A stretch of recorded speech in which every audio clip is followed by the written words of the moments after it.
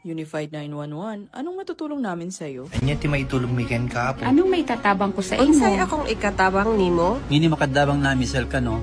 Sa anumang wika o dialekto, may tulong na darating sa iyo.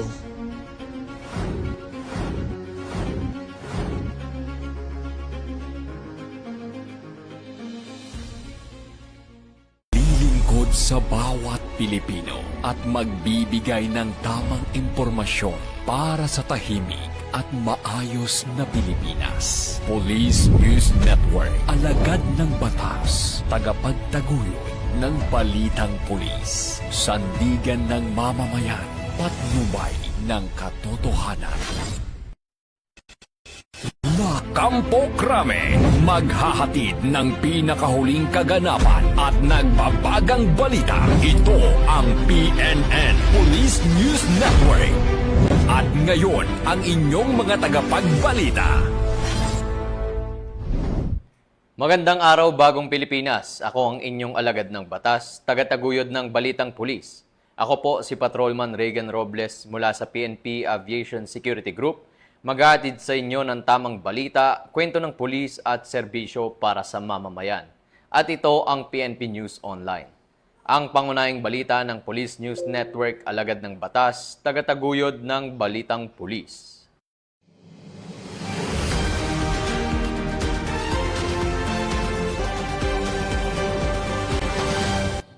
Narito ang mga balitang hatid ng ating PNN correspondents mula sa iba't ibang panig ng bansa.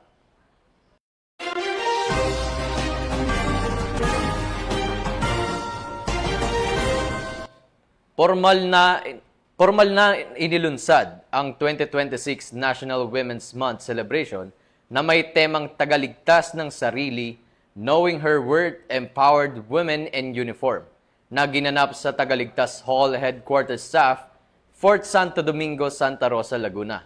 Magbabalita dyan si Patrolwoman Sherilyn Kalumpita. Inilunsad ng Special Action Force ang 2026 National Women's Month celebration sa pamamagitan ng isang kick-off ceremony at seminar na may temang Tagaligtas ng Sarili, Knowing Her Worth, Empowered Women in Uniform, na ginanap kahapon sa Tagaligtas Hall Headquarters SAF, Fort Santo Domingo, Santa Rosa City, Laguna. Naging resource speaker sa naturang aktibidad si Dr. Lisa Mangonon Manuncia, Executive Director at Psychotherapist ng eCare Compassion Ministries Incorporated. Sa kanyang mensahe, hinikayat niya ang mga kababaihang naka-uniforme na muling tuklasin ang kanilang lakas at kakayahan bilang tagaligtas. Living like a Filipina means embracing your emotional intelligence as a tactical asset. It is the ability to stay grounded in chaos, to hold space for your team's morale, and to lead with power that is rooted in love for the nation and the people. Hindi lamang sa paglilingkod sa kapwa, kundi pati sa pangangalaga sa sarili at kanilang kabuuang kapakanan.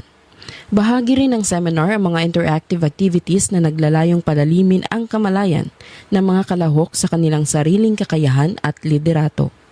Kasabay nito muling pinagtitibay ng organisasyon ang kanilang suporta sa pagpapalakas ng kakayahan, dignidad at liderato ng bawat babaeng lingkod bayan. At mula dito sa headquarters sa Fort Santo Domingo, Santa Rosa City, Laguna, ang tahanan ng inyong tagaligtas. Ako ang inyong PNN correspondent, Patrolwoman Sherilyn Kalumpita, alagad ng batas, tagataguyod ng Balitang Pulis. Maraming salamat, Patrolwoman Kalumpita. Chief PNP Police General Jose Melencio Nartates Jr. dumalo sa Independent Commission for Infrastructure Interagency Conference na ginanap sa Camp Aguinaldo sa Quezon City. Patrolman Don Brosas sa detalye. Si Philippine National Police Chief Police General Jose Melencio Nartates Jr. sa Independent Commission for Infrastructure Interagency Conference na ginanap noong ika-4 ng Marso sa AFP Commissioned Officers Club sa Camp Emilio Aguinaldo, Quezon City. Pinangunahan ng pulong ni ICI Chairman Justice Andres Reyes Jr. kasamang iba pang matataas na opisyal tulad ni na AFP Chief of Staff General Romeo Bronner Jr., ICI Special Advisor Retired Police General Rodolfo Azurin Jr. at DPWH Undersecretary Retired Police Major General Arthur Bisnar. Tinalakay sa pulong ang mahalagang agenda, kabilang ang mga usaping na pag-usapan sa nakaraang ICI session, mga update sa investigasyon kaugnay ng flood control projects mula sa Criminal Investigation and Detection Group, National Bureau of Investigation at Department of Public Works and Highways.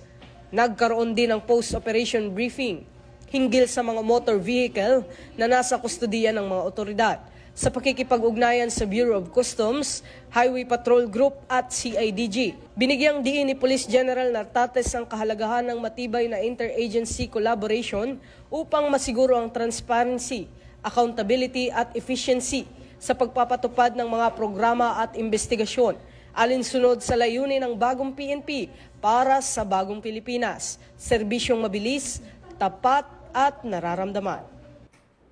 Maraming salamat, Patrolman Brosas. Enhanced Managing Police Operation o EMPO naging susi sa pagbaba ng krimen sa bansa na umabot sa 25% mula Enero hanggang Pebrero ng kasalukuyang taon. Ibabalita yan ni Patrolwoman Resalie Umalay.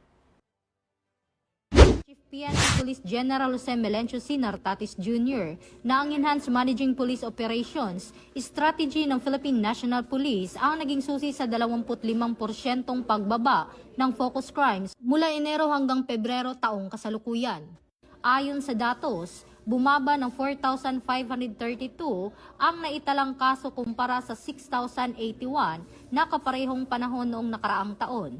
Naging dahilan nito ang pinaigting na kampanya laban sa kriminalidad, pag-aresto sa mga wanted persons at epektibong police response sa malalaking krimen kabilang ang iligal na droga at baril. Ito ang bagong PNP para sa bagong Pilipinas, serbisyong mabilis, tapat at nararamdaman. Mula rito sa National Headquarters ng PNP, ako ang inyong PNN Correspondent, Patrolwoman Resalie Umalay, alagad ng batas, tagataguyod ng balitang pulis.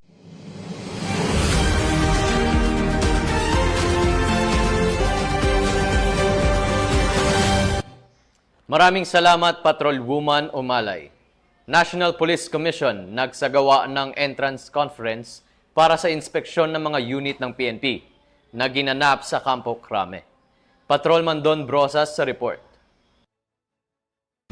Nang sinimulan ng National Police Commission ang inspection, monitoring at investigasyon sa mga tanggapan at unit ng Philippine National Police matapos magsagawa ng entrance conference noong ika-4 ng Marso sa Campo Crame, Quezon City. Pinangunahan ng delegasyon ng NAPOLCOM ni Commissioner Vice Chairperson at Executive Officer Attorney Rafael Vicente Calinisan kasama ang mga miyembro ng Inspection, Monitoring and Investigation Service. Ang naturang aktibidad ang hudyat ng malawakang pagsusuri sa mga unit ng PNP sa buong bansa na isasagawa mula Marso hanggang Setyembre taong kasalukuyan.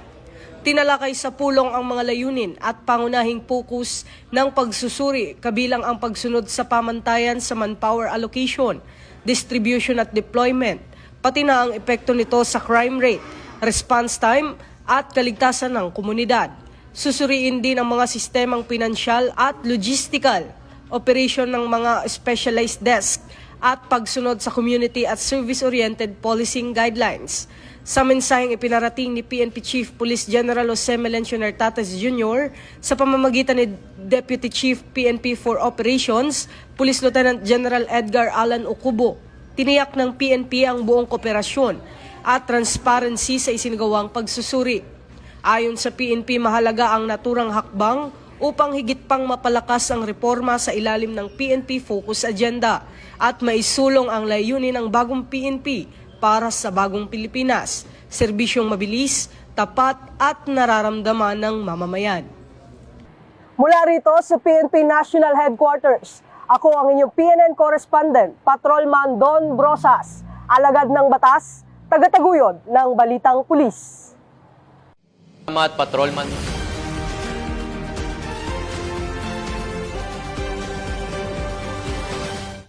Maraming salamat, Patrolman Brosas.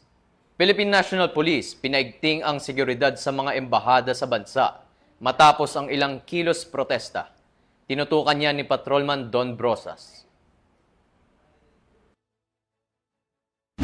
Nang sinimulan ng National Police Commission ang inspeksyon, monitoring at investigasyon sa mga tanggapan at unit ng Philippine National Police matapos magsagawa ng entrance conference noong ika-4 ng Marso sa Campo Crame, Quezon City.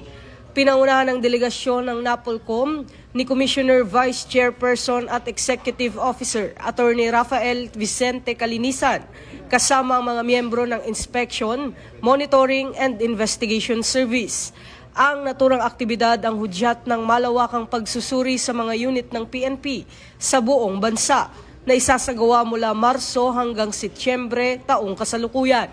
Tinalakay sa pulong ang mga layunin at pangunahing pokus ng pagsusuri kabilang ang pagsunod sa pamantayan sa manpower allocation, distribution at deployment, pati na ang epekto nito sa crime rate, response time at kaligtasan ng komunidad. Susuriin din ang mga sistemang pinansyal at logistical, operation ng mga specialized desk at pagsunod sa community at service-oriented policing guidelines. Sa mensaheng ipinarating ni PNP Chief Police General Jose Melencio Nartates Jr. sa pamamagitan ni Deputy Chief PNP for Operations, Police Lieutenant General Edgar Alan Ocubo, tiniyak ng PNP ang buong kooperasyon at transparency sa isinagawang pagsusuri. Ayon sa PNP, mahalaga ang naturang hakbang upang higit pang mapalakas ang reforma sa ilalim ng PNP Focus Agenda at maisulong ang layunin ng bagong PNP para sa bagong Pilipinas, serbisyong mabilis, tapat at nararamdaman ng mamamayan. Mula rito sa PNP National Headquarters, ako ang inyong PNN correspondent, Patrolman Don Brosas, alagad ng batas, tagataguyod ng Balitang Pulis. Maraming salamat, Patrolman Brosas. Sa mas pinaigting na kampanya ng pulisya kontra kriminalidad, sa kulungan ng bagsak ngayon ng 35 most wanted person sa operasyon ng PNP. 69 million pesos na halaga ng ilegal na droga at smuggled na sigarilyo kumpiskado rin. Patrolman Edwin Brosas, magbabalita. Ng Philippine National Police ang seguridad sa mga diplomatic mission sa bansa kasunod ng naganap na protesta malapit sa US Embassy sa Maynila noong Martes. Ayon kay PNP Chief Police General Jose Melencio Nartates Jr., nagdagdag ang pulisya ng mga tauhan upang bantayan ang mga embahada at tumulong sa pamamahala ng trapiko sa mga lugar na posibleng pagdausan ng mga demonstrasyon. Inatasan din ang mga territorial unit, lalo na sa Metro Manila, na manatiling alerto. Partikular na binabantayan ng mga otoridad ang US Embassy sa Maynila, gayon din ang embahada ng Iran sa Makati City at Israel sa Taguig City.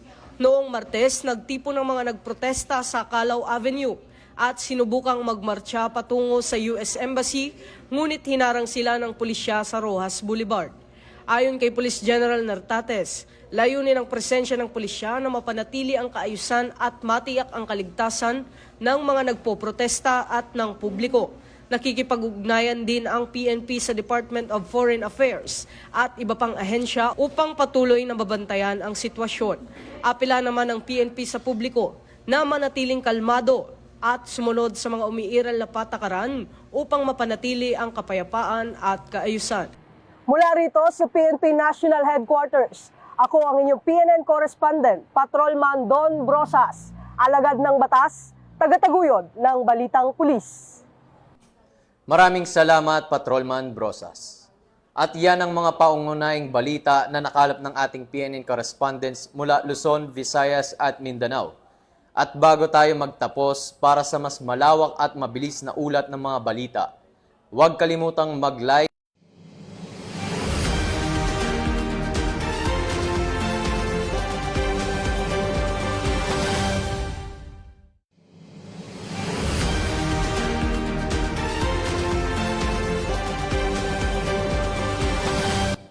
at iyan ang mga pangunahing balita na nakalap ng ating PNN correspondent mula Luzon, Visayas at Mindanao.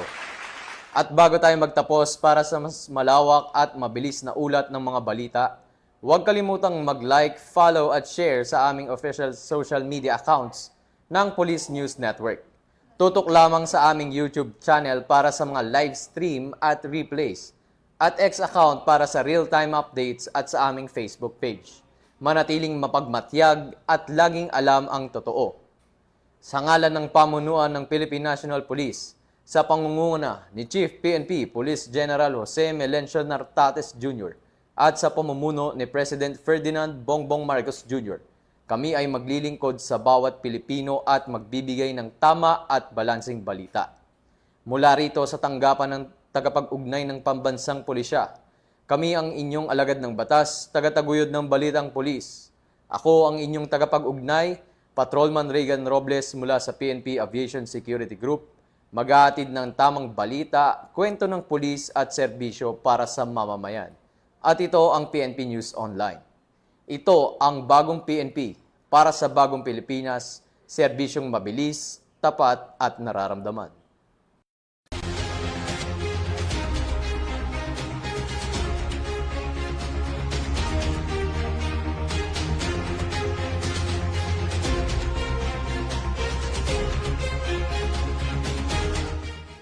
Police News Network, alagad ng batas, tagapagtaguyod ng balitang pulis.